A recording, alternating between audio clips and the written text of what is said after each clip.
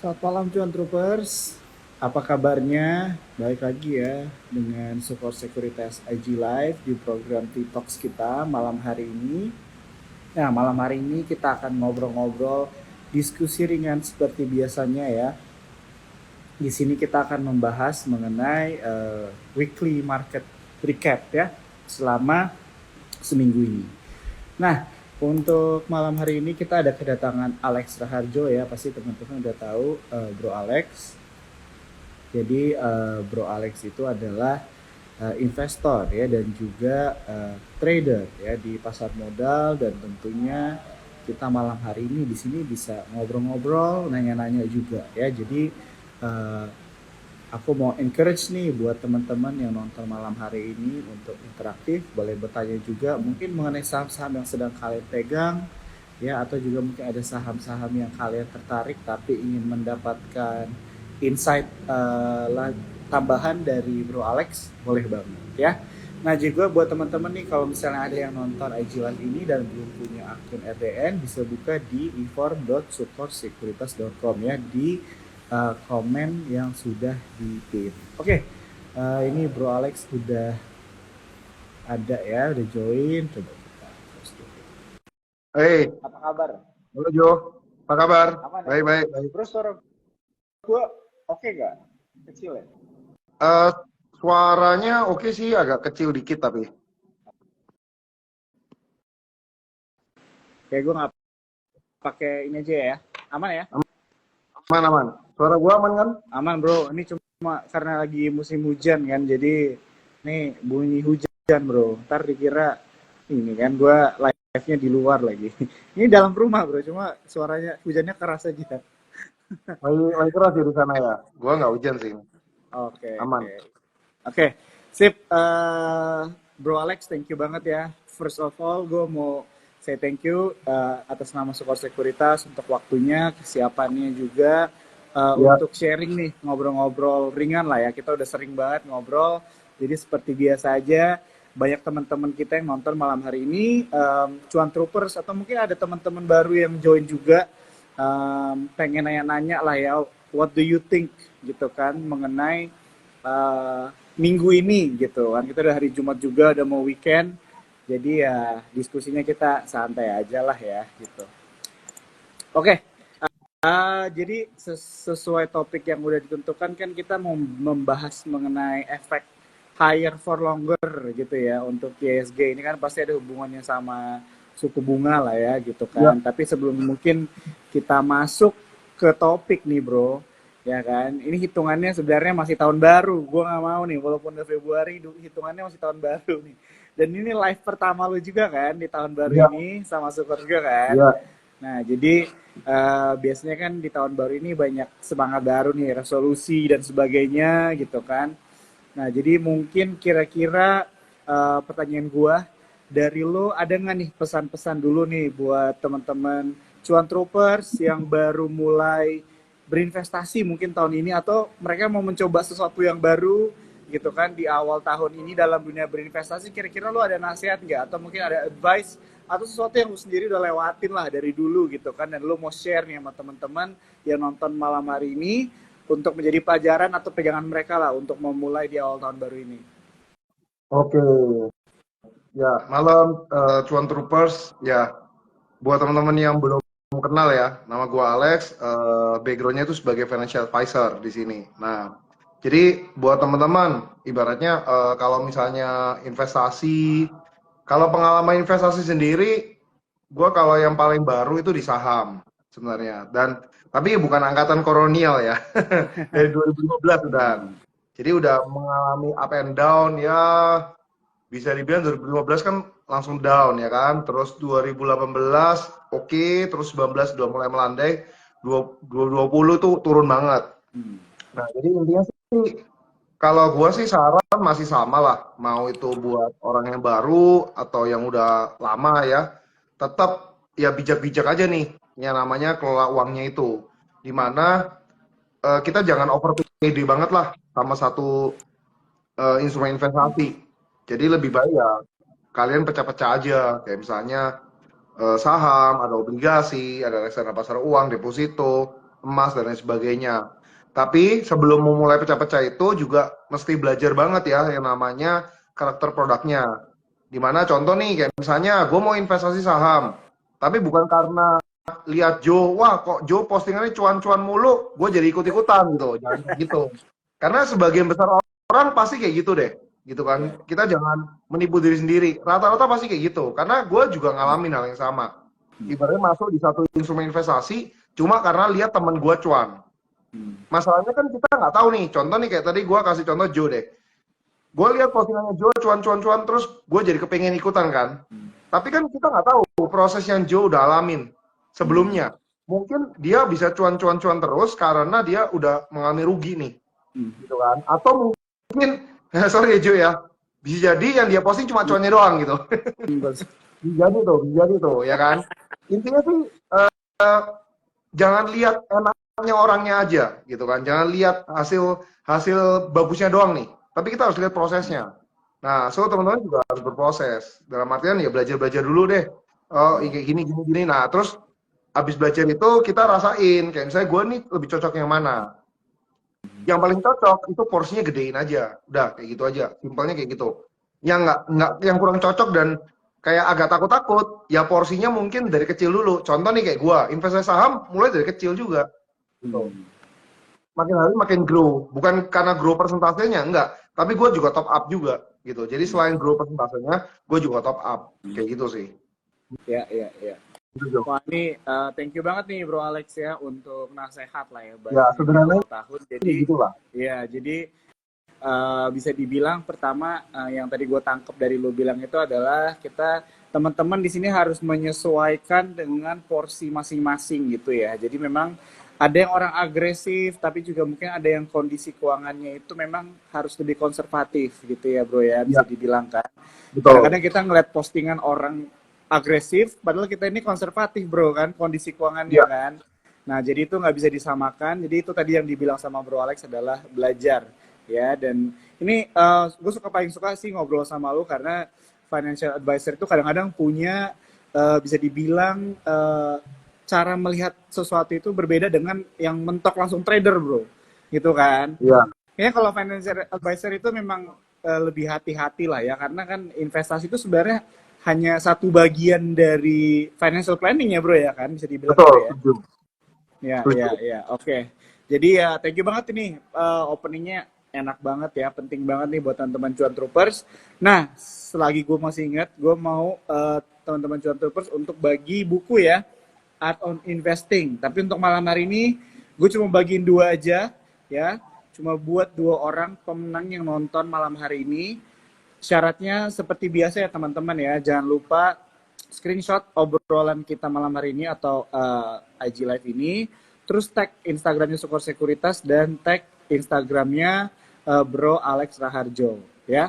Dan kalau kalian udah tag, jangan lupa bikin caption apapun yang kalian dapat dari pembicaraan malam hari ini. Oke? Itu ya, untuk mendapatkan buku Art of Investing. Siapa tahu kan ada yang resolusi tahun barunya itu mulai baca buku lagi bro kan. Jadi inilah ya menjadi koleksi tambahan buat teman-teman. Oke, Betul. mungkin kita mau bahas mengenai market nih bro. Gua kalau misalnya kita lihat ISG hari ini naik ya 0,52%, betul ya.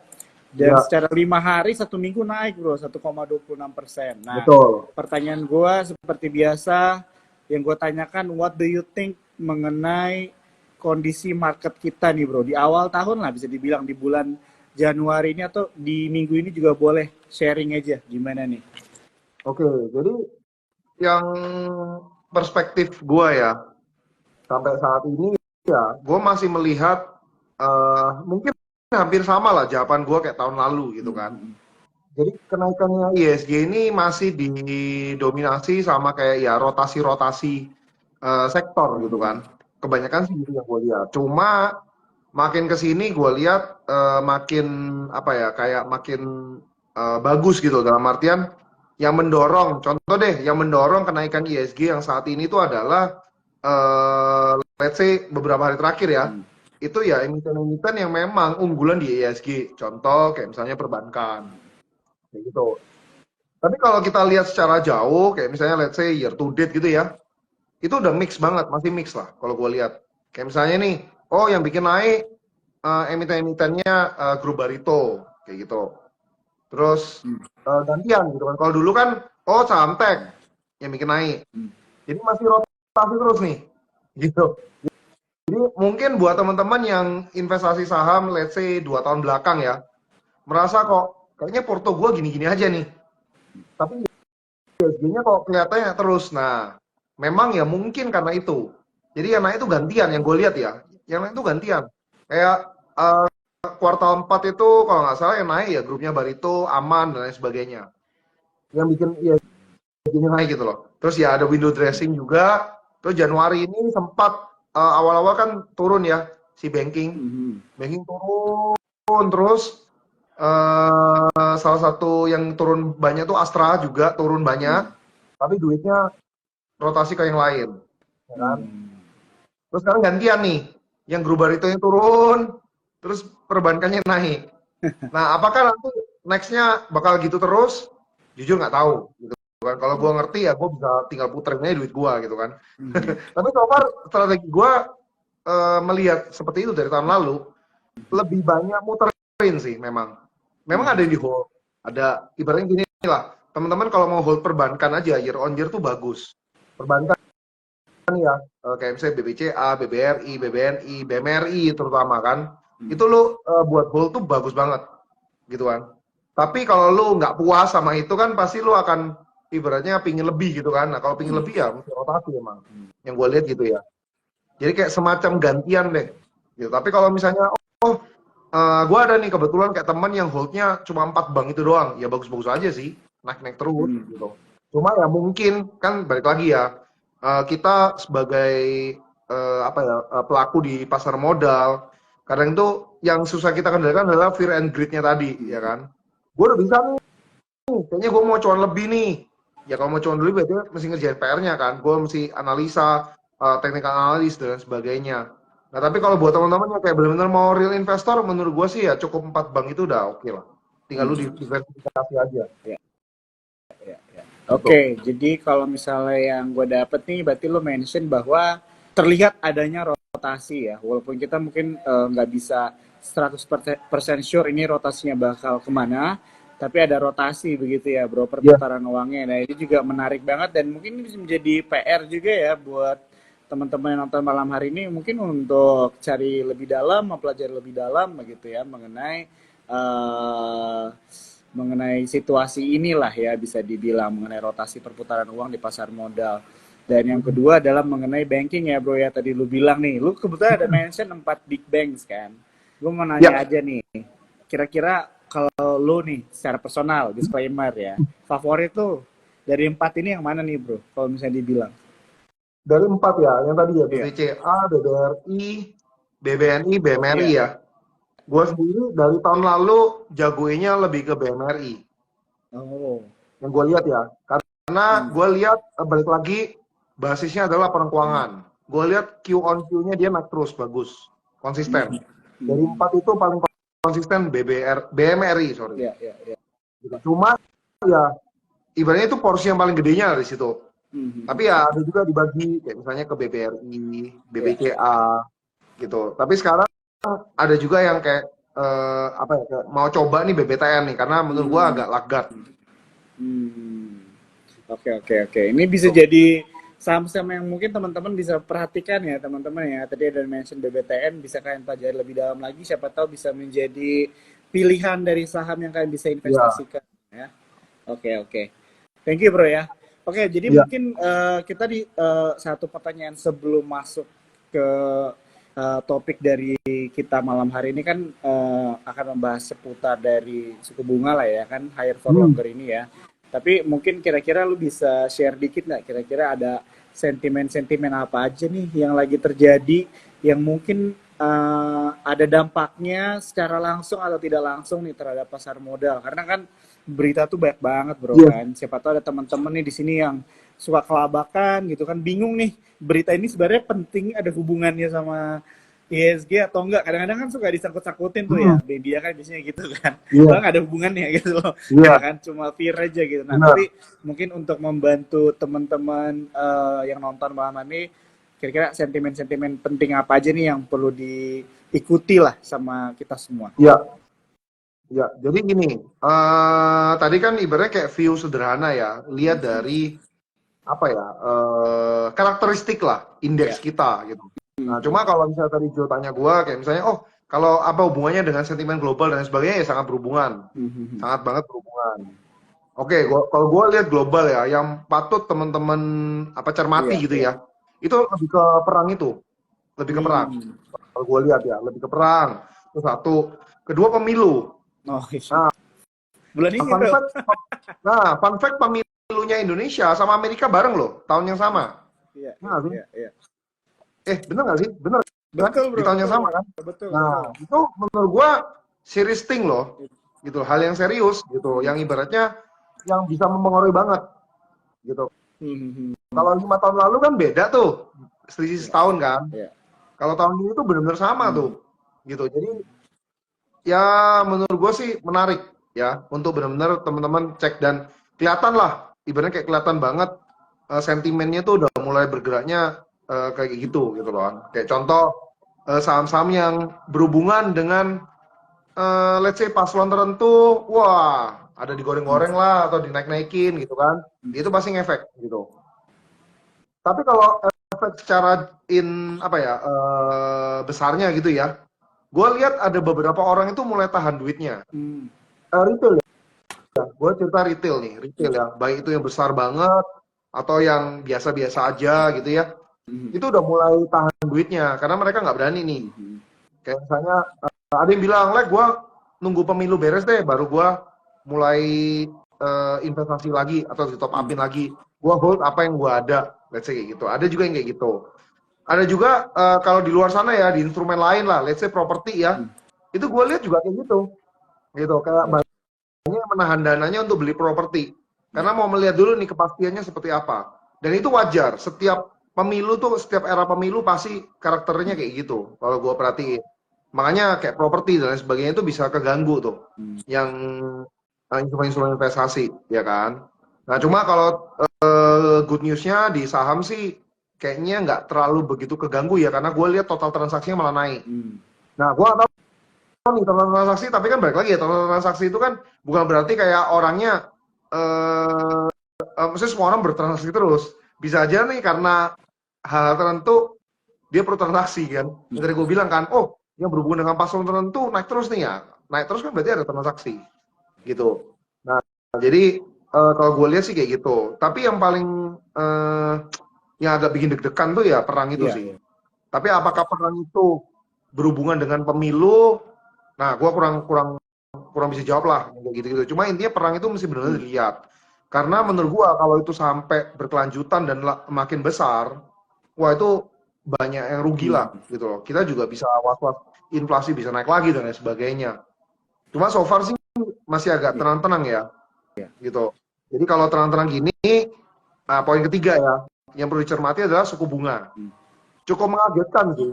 Suku bunga itu kita memprediksi dari Desember itu kan kita prediksi kayak mulai Januari udah mulai agak turun.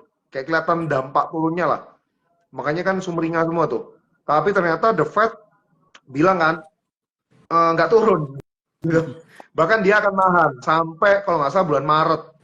Nah itu bisa dibilang agak bad news. Makanya langsung Hmm. jeblos semua tuh waktu itu kan. Yang waktu dia bilang gitu langsung jeblos tuh. Hmm. Nah jadi itu agak bisa dibilang agak bad news.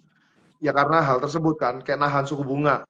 Yang awalnya orang memprediksi ekspektasinya itu akan naik terus, akan turun sehingga saham bisa naik, ini malah kebalikannya. Makanya US dollar kita kan sempat rupiahnya melemah gitu, US dollar naik kan. Ya Ya. karena hal kayak gitu sih. Nah itu juga perlu dicermati. Cuma kalau memang janjinya akan turun, ya harusnya akan bagus sih. Hmm. Menurut gua, di Q1 ini jadi kesempatan kita untuk berinvestasi. Baik itu mau saham, obligasi, menurut gua dua-duanya bagus tuh. Balik lagi kalau misalnya jadi turun. Hmm. Iya, iya, iya. Setuju banget ya. Jadi mungkin ya memang sih suku bunga inilah sebenarnya yang menjadi topik kita malam hari ini ya. Jadi istilah dari higher for longer itu ya inilah ya, maksudnya suku bunga yang kemarin ekspektasinya akan diturunkan, tapi malah Jerome Powell, the Fed bilangnya kayaknya nggak mungkin untuk Maret ini dipangkas gitu ya suku Yes, bunga ini ya, betul ya bro tahan. ya? Ya, Iya kan?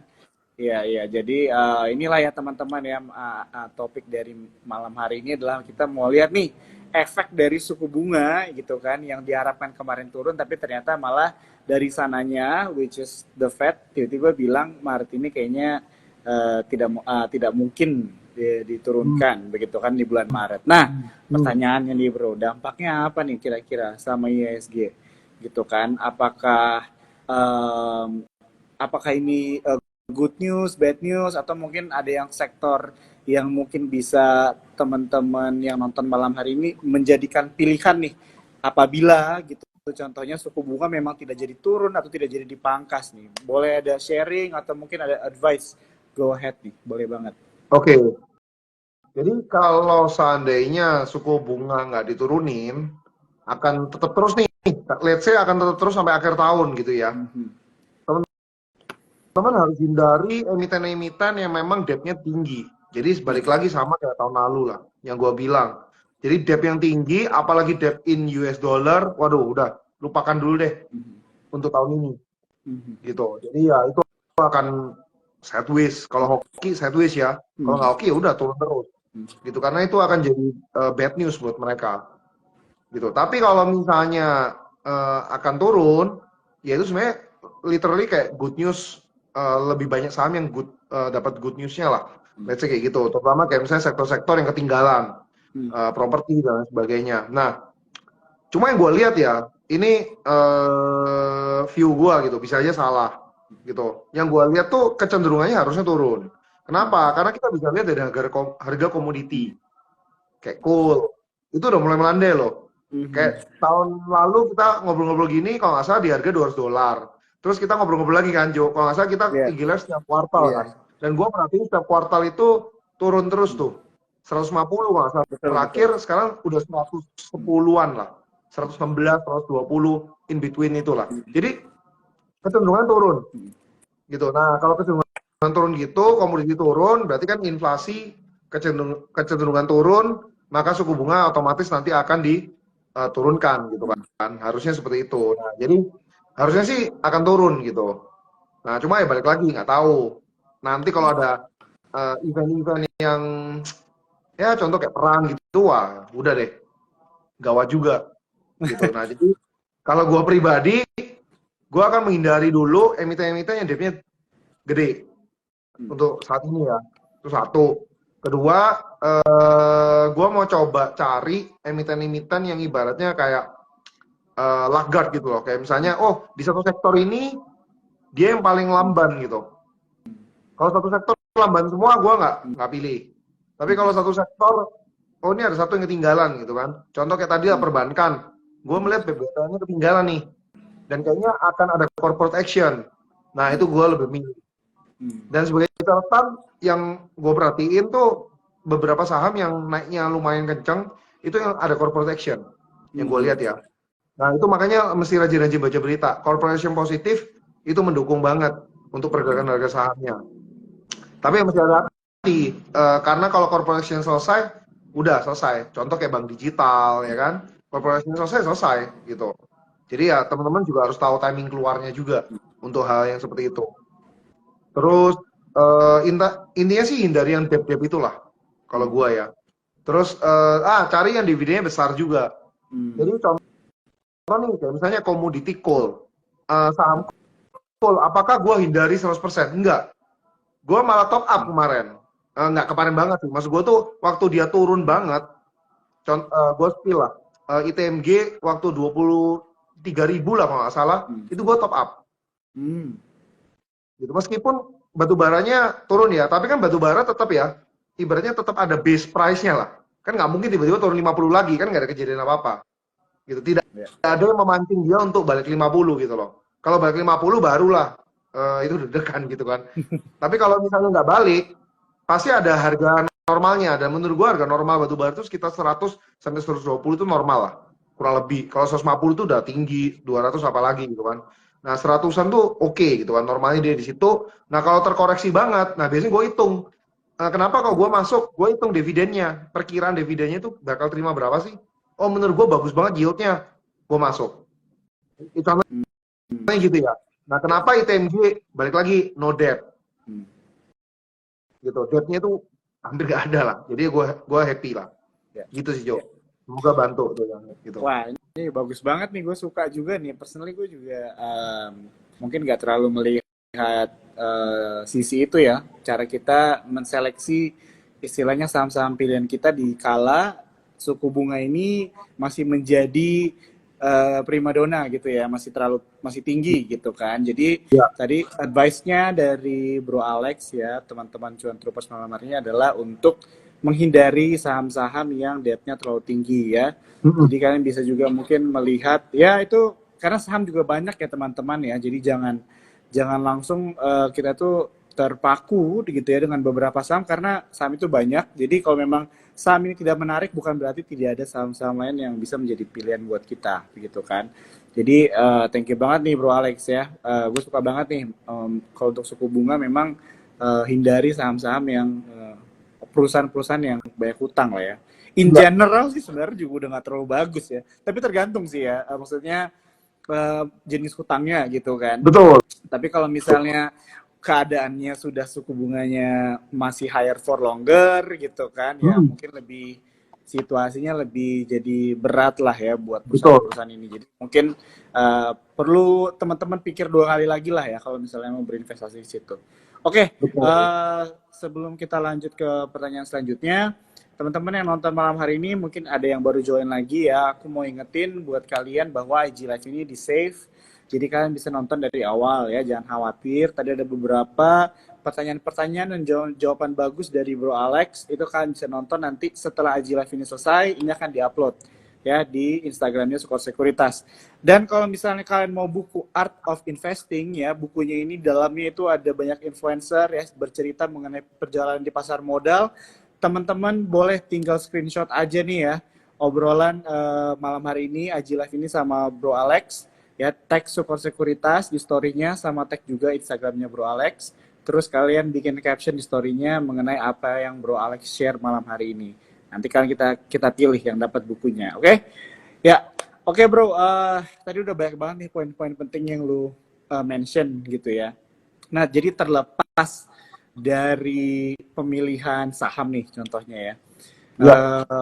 Strategi investasi yang baik itu gimana sih Bro di awal tahun ini gitu ya. Maksudnya kan tadi kita udah banyak cerita lah ya mengenai geopolitikal yang terjadi, ekonomi juga, suku bunga dan sebagainya. Menurut lo strateginya gimana nih investasi yang baik? Ini menurut lo aja nih ya kan, stylenya Alex Raharjo nih, gimana nih? Mungkin bisa jadi apa ya, pelajaran atau sesuatu yang bisa di mirror nih sama teman-teman cuan troopers. Oke. Kalau saham, gue bagi dua, Jo. Ya mungkin kalau mau bagi 3 juga bisa. Jadi ada saham yang memang gue masuk untuk ngejar dividennya. Jadi kan kalau dia turun, malah happy dong, lu bisa top up. Tapi balik lagi ya, turunnya itu bukan karena performa bisnis turun loh ya. Tapi memang turun koreksi. Apalagi turun koreksinya by apa ya, insidensial lah ya.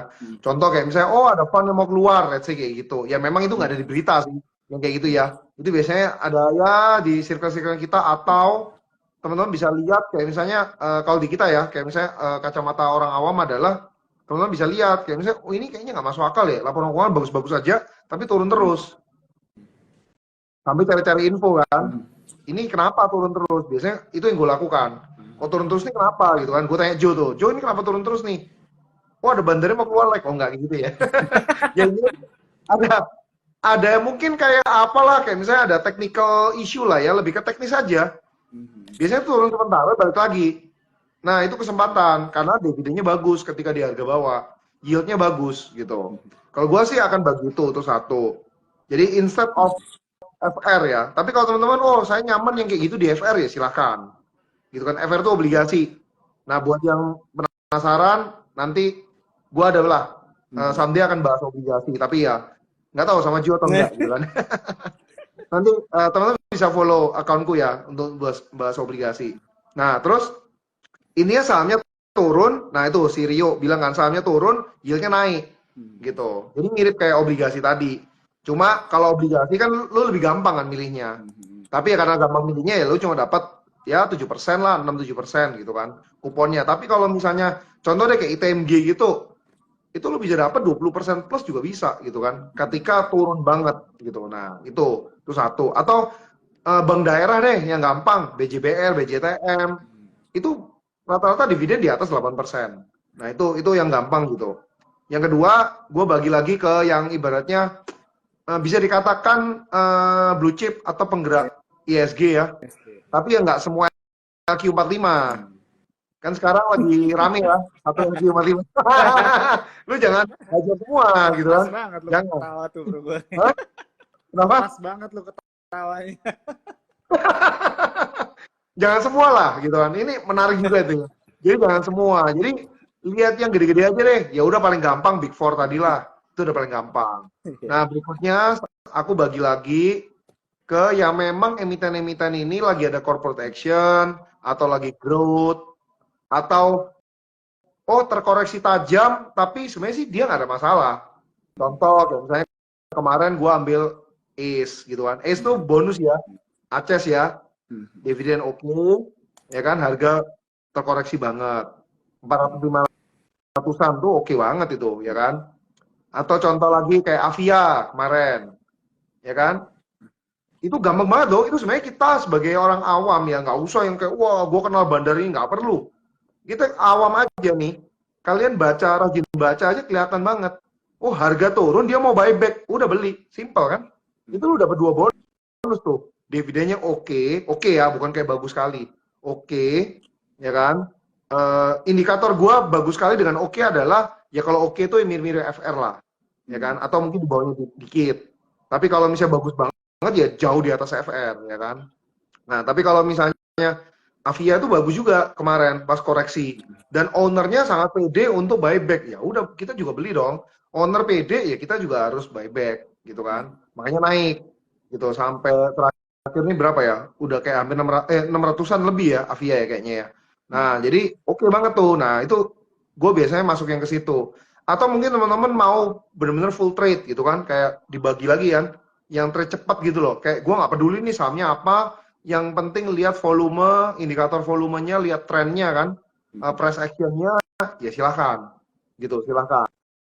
Jadi dibagi lagi yang ada yang kayak gitu. Jadi kalau yang tadi yang ketiga tadi mungkin lebih cocok untuk di swing ya. Kayak main mingguan, bulanan, bahkan mungkin setahun gitu kan, baru dikeluarin, baru dijual gitu. Cuma gue balik lagi yang poin satu tadi ya. Dividen itu ada 2 macam juga teman-teman. Ada dividen yang memang dia konsisten untuk bagi dan selalu konsisten besar. Tapi ada juga tapi ini mungkin kayak campuran antara poin nomor 1 sama poin nomor 3 gitu kan. Jadi di mana perusahaan ini bagi dividen, tapi dia growth juga. Nah itu cocok banget tuh long term gitu. Ya mungkin kalau di Indonesia sih yang benar-benar konsisten seperti itu cuma perbankan lah ya. Yang konsisten aman dan long term gitu loh. Yang gue lihat ya, jarang bisnis yang kayak gitu tuh dulu pernah ada Arna ya, tapi ya udah patah, ya kan, trennya patah juga gitu. So far sih masih perbankan Indonesia sih yang kayak konsisten banget gitu, yang naik terus dividennya. Jadi biasanya kalau kayak gitu lo dapat growth-nya, growth dividen dapat, growth harga sahamnya juga dapat. Tapi kalau kayak lu ngandelin poin satu doang itu biasanya sideways doang tuh harga sahamnya. Kayak BJTM ya gitu-gitu aja. ITMG ya naik turun tapi ya memang kalau komoditinya boom ya dia naik banget. Nanti dia balik lagi turun kayak gitu. Gitu sih kalau aku untuk saham gitu ya, baginya kayak gitu. Oke, thank you bro untuk jawabannya. Jadi ini caranya, stylenya Alex Raharjo ya, bagaimana membagikan sahamnya ya, investasinya lah ya. Ada kantong-kantongnya dengan 3 poin tadi yang udah di-share ya. Jadi ini mungkin bisa jadi kaca buat teman-teman kalau ada yang mau ikutin begitu kan, atau mungkin ada yang mau belajar lebih dalam begitu kan. Tadi ada dimention beberapa cara melihat saham-saham dividen juga begitu ya. Tentunya ini bisa menjadi pilihan juga nih buat kita, apalagi buat teman-teman yang mungkin baru belajar investasi juga, ternyata ada yang namanya dividen gitu kan. Maksudnya profit dari saham itu tidak hanya dari gain aja ya Yes, teman-teman ya, jual beli saham, tapi juga yang bisa dapatkan dari dividen ya, dari betul, saham yang memberikan dividen ya. betul Oke, banget. thank you banget ya Bro Alex sekali lagi. Nah ini menarik nih, lu mention kata obligasi ya. Jadi gue mau encourage dulu nih buat teman-teman Cuan Troopers, kalau misalnya ada pertanyaan mengenai topik kita malam hari ini, atau mungkin ada yang mau ditanyakan nih sama Bro Alex, karena Bro Alex juga financial advisor, dan juga apa namanya, kalau misalkan ada pertanyaan mengenai saham-saham yang kayak sedang pegang, pengen dilihat view-nya lah ya secara general sama Bro Alex, boleh banget di comment section aja ya teman-temannya, di type nanti kita pilihin. Oke, tadi Bro udah mention kata obligasi gitu kan. Ini buat teman-teman yang mungkin mau belajar lebih obligasi lebih dalam, boleh nih ya follow aku. Sarankan teman-teman maksa malah ya untuk follow Alex Thank Raharjo you banget nih nih. Instagramnya ya. Jadi kalau kalian memang tertarik begitu kan untuk belajar, jadi kan harus ikutin juga nih, maksudnya Instagram influencer di pasar modal ya. Soalnya mereka capek udah bikin postingan bagus-bagus gitu ya buat kalian gitu kan. Dikemas bagus nih dari story sama posting kan, jadi harus di Thank follow you dong, harus banget. diapresiasi kan. Ya, oke.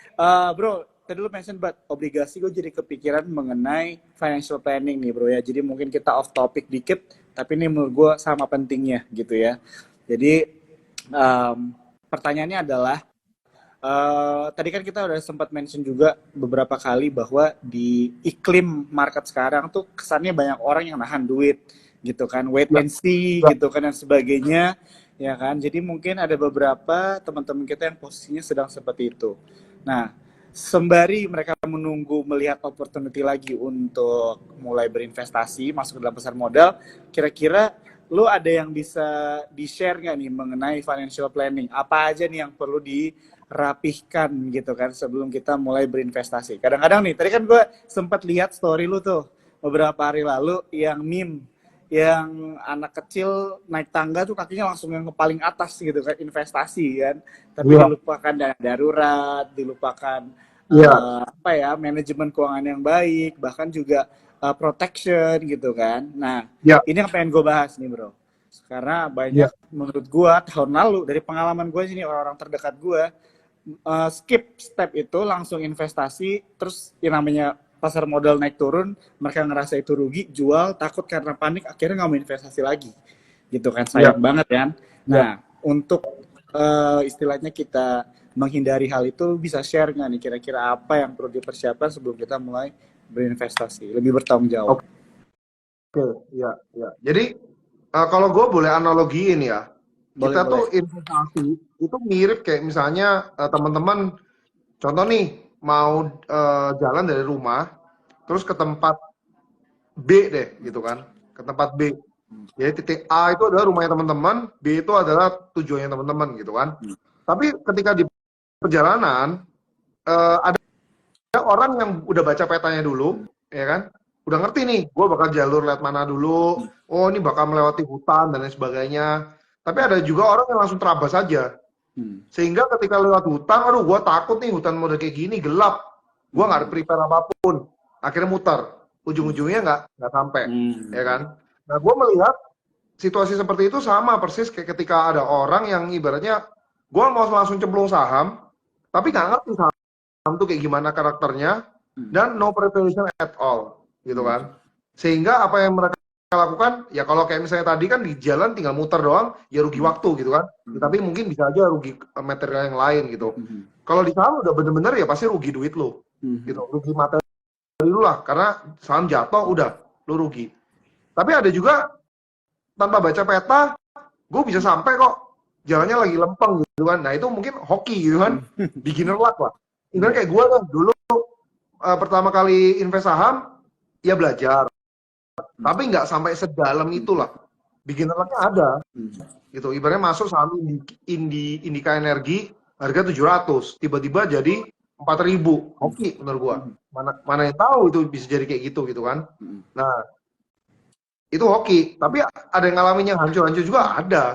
Gitu. That's why kalau ngalamin yang hancur-hancur itu gue belajar.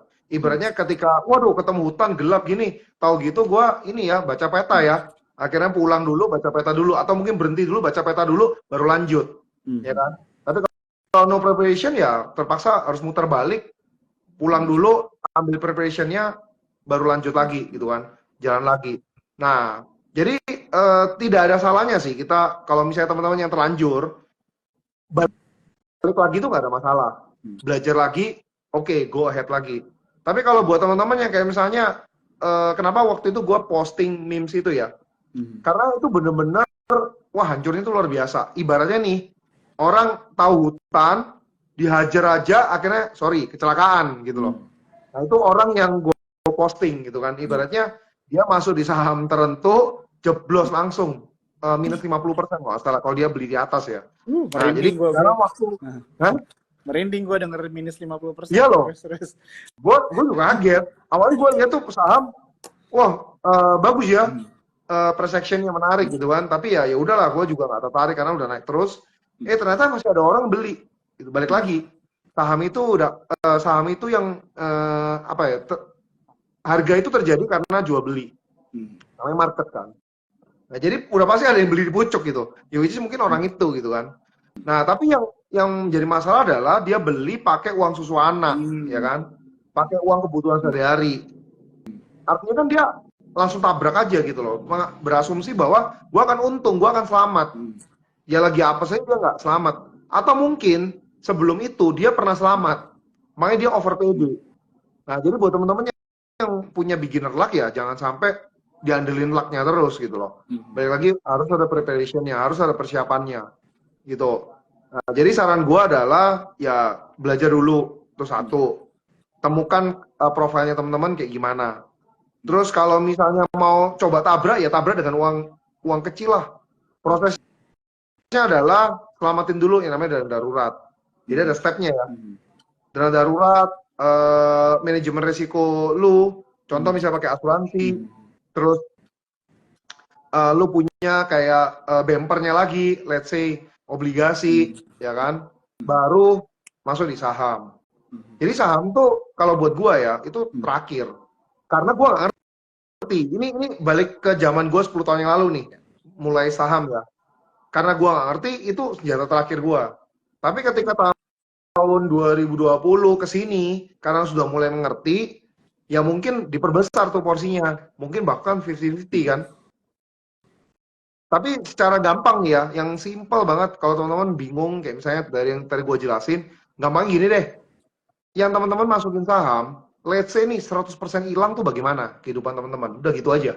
Kalau kayak gue sekarang, gue melihat kayak misalnya kalau itu hilang, ya udah, berarti setengah kehidupan gue kosong aja udah. Tapi masih oke gitu, gue masih punya satu kaki lagi, gitu kan. Tapi kan karena gue bukan pede ya, tapi lebih ke arah kayak misalnya gue udah dibekali ilmu ya kan. Kayaknya sih nggak mungkin lah hilang sampai 50% itu semua gitu kan. Paling ya apa-apa hilang 10%, 20%. Gitu. Kabar tadi karena udah ada jam terbang dan belajar ya. Tapi buat teman-teman yang baru mulai, saran gue adalah ya udah kayak gitu, jangan sampai masukin 100%. Ya kan tanpa persiapan yang lain tadi gitu. Akhirnya ya 100% itu hilang. Jadi dipikir aja kalau itu hilang gimana kehidupan teman-teman. Oh nggak apa-apa kehidupan gua. Ya udah silakan go ahead. Tapi kalau misalnya waduh uang yang gua masukin ini kalau hilang ya gua nggak rela.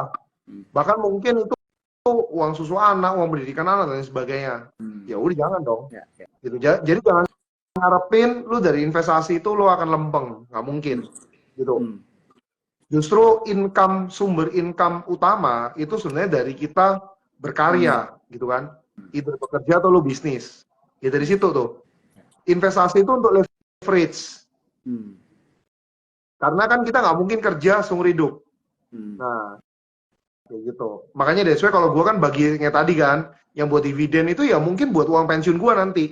Kasarnya ini dari hasil yang gue tabung sekarang, dividennya itu akan gue nikmati ketika nanti gue nggak kerja lagi. Jadi saham itulah yang bayarin kehidupan gue. Selama perusahaannya nggak bangkrut. Tapi kan ya gue udah milih-milih kan. Ya saham saya memang proven tuh dividennya. Gitu sih, Jo. Wah, ini keren banget ya. Gue mau istilahnya ngingetin teman-teman ya yang mau dapat buku, jangan lupa screenshot tag IG Sukor Sekuritas, tag Bro Alex IG-nya, dan quotes ya, quotes-nya yang apapun yang disebut malam hari ini atau yang kita bicarain ya. Tadi lu banyak banget mention poin-poin penting banget gitu ya. Jadi buat kita istilahnya pas banget lah, masih bisa dihitung nih awal tahun ya, bagaimana kita bermanuver ya teman-teman ya, supaya kita tidak hanya menjadi investor yang terus-terus profit tapi survive juga ya. Sampai di Ya, awal tahun Desember ini kita masih ketemu lagi Daji Live ini karena kita semua masih survive gitu ya. Portfolionya nggak minus, malah hijau lah ya, profit gitu kan. Itu harapannya kita semua. amin. Oke, udah jam 9.30 nih bro, nggak kerasa banget ya ngobrol-ngobrol sama lo.